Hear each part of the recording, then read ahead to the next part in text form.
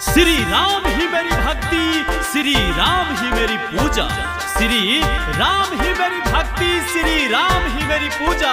श्री राम आप जैसा संसार में कोई न दूजा, संसार में कोई न दूजा। जय श्री राम।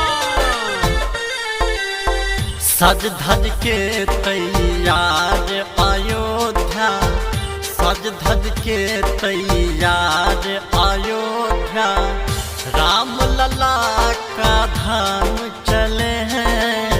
सज धज के तैयार अयोध्या, राम लला का धाम चले यो, कि संतों का धाम चले हैं। राम लला का धाम चले यो, कि संतों का धाम चले हैं। सज धज के तैयार अयोध्या, राम लला का धाम चले हैं। सज धज के तैयार अयोध्या।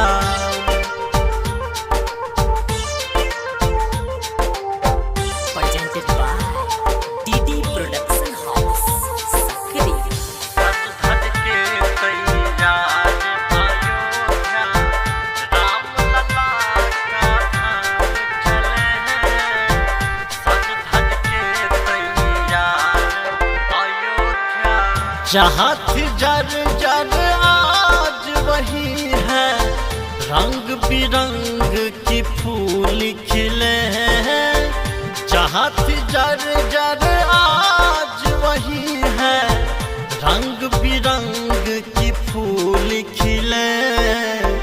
उसी नगर को हम चलते हैं, उसी नगर को हम चलते हैं। बिना रुके विश्राम किए हैं। सज धज के तैयार अयोध्या, राम लला का धाम चले हैं। सज धज के तैयार अयोध्या।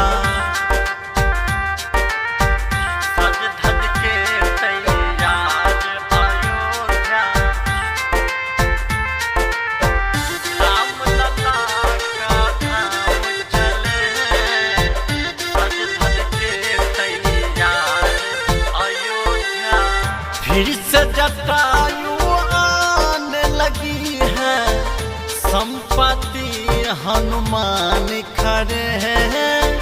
फिर से जटायु आने लगी है, संपत्ति हनुमान खड़े हैं। राम का नाम लिए जा पल पल, राम का नाम लिए जा पल पल। राम सिया का धाम चले हैं।